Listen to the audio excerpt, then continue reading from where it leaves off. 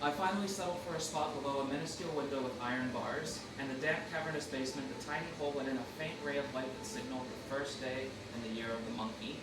Throughout the day, and most of the next night, the adults carried a whispered debate, trying to make sense out of what had happened. They can't win, the guest house chauffeur pronounced. I bet they'll retreat soon. The Americans will bomb, and our troops will rescue us in a few days. My mother listened dispassionately. She sighed often and refused to eat any of the food that the family next to us offered. Busy with their prisoners in the mansion, the soldiers left us alone. So what is something we could assume about the mother? How does she feel about their situation compared to the guest house chauffeur? She is depressed. She doesn't see a way out. Good, Maddie. CJ, you were about to say something. She took the words out of my mouth. Took the words out of your mouth. Fair enough, yes. Based off her sighing often and refusing to eat the food that she's been given, we can assume that she is very likely depressed and doesn't believe that there's going to be a way out of her situation. Thank you, Jeremiah. In our second day of captivity, a female voice shouted into the basement, Mrs. Dye, is there a Mrs. Dye down there? My mother picked her way toward the door. Your husband's up in the house. He wants to see you, the voice announced. My mother went up alone, warning me to keep my sister Duke from wandering out. During the night, she had been difficult, continually demanding hot water. For the last year or so, she had been obsessed with matters of hygiene, compulsively washing her hands, as well as any household utensils before she would use them. So, like Maddie and CJ said, we start seeing very obsessive things that the sister is doing. She keeps washing her hands over and over and over. She keeps washing all the utensils over and over and over. These are obsessive behaviors that we can typically see with obsessive compulsive disorder, or people that have a very specific thing they focus on because it brings them some form of comfort. Finally, she realized that this was a luxury, and she now sat silent and withdrawn. I asked Juha to stay with her, then went to sit at the door to wait for my mother. Juha is just another individual that's being kept prisoner in the mansion. The guns had gone quiet at some point without anyone noticing. More soldiers had arrived in the compound and were now setting up a crude hospital. Stretched out army ponchos served as an awning, sheltering 3 bamboo cots that had been shoved together. The soldiers put a mat of woven branches and leaves on top of the cots, enlarging the surface to accommodate 5 wounded men.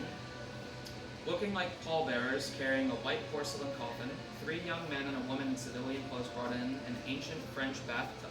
They filled it with hot water and warned us to not use it. No one seemed to be in charge, yet a lot of orders were being issued. Sitting by the door of the basement, I watched the young men and women from the north while waiting for my mother. So no one seemed to be in charge, yet a lot of orders were being issued. So what could we say about the battalion that was sent to invade the area where the main character lives? No one seemed to be in charge, but a lot of orders were being given. Their leader died, or they lost some type of control over the situation. Okay, so we're in the ballpark. I like it. So maybe their leader died, or they lost some sort of control over the situation.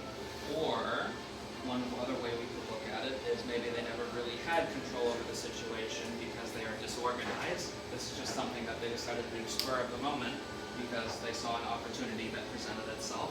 So even though they are currently fighting in a war, they are currently doing this, doing that, they're disorganized. But we could also say Maddie's answer is very valid because the main character made it a point to mention that a lot of wounded are being brought in, a lot of civilian clothed people are bringing in wounded northern soldiers, so people that aren't actively involved in the war are starting to care for soldiers that are not from the area that the southerners are from. So we could say that northerners have lost some sort of military general or military strength, and as a result are becoming less disorganized. That is something that we can infer. Yes. What are you doing here? She asked when she returned, roughing up my hair. We're going to see your father in a while. She did not sound excited. After checking on my sister, she set about looking for food for my father. Ma, what are they going to do with him? I asked. I repeated the question again and again, but my mother would only shake her head. Finally, she responded, oh, he'll be all right.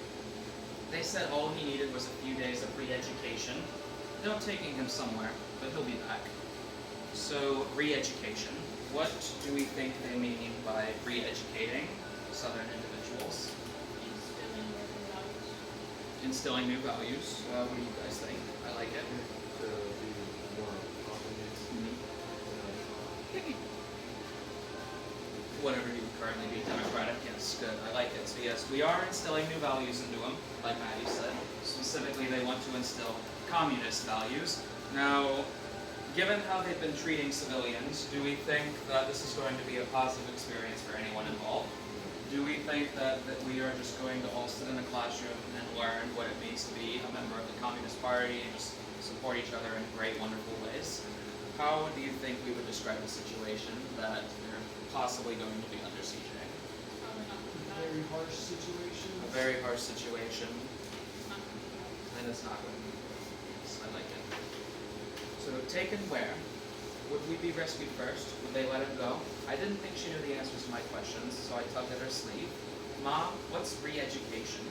She glanced at the wounded Viet Cong lying beneath the poncho. It's like school, that's all. Now help me with this pot.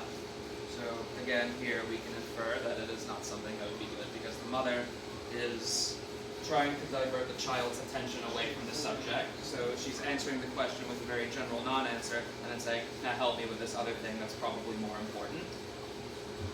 Spoiled since her youth by the household servants, my mother had rarely gone near a kitchen. Now she was cooking with a big pot of rice that she had secured from a woman in the basement. The Viet Cong had set up a few clay burners and gave us some coal. Other than the rice, there was nothing to cook. We ate it with pickled leeks and cucumber, which normally accompany fancier foods during Tet. So Tet is a holiday, by the way. The rice tasted of the river water that my mother had used to cook it in. The Viet Cong had allowed her only a small amount of water from the bathtub to take to my father. She was happy to have cleaner water for him to drink until she tasted it herself. It smelled of mercurochrome, a red disinfectant common in Vietnam. So mercurochrome, what is something that we can infer from this item? It is used to treat diseases because it might be a disinfectant, correct? What do we think it might contain based off the name? Mercury, correct. Good. All three of you. We're almost done.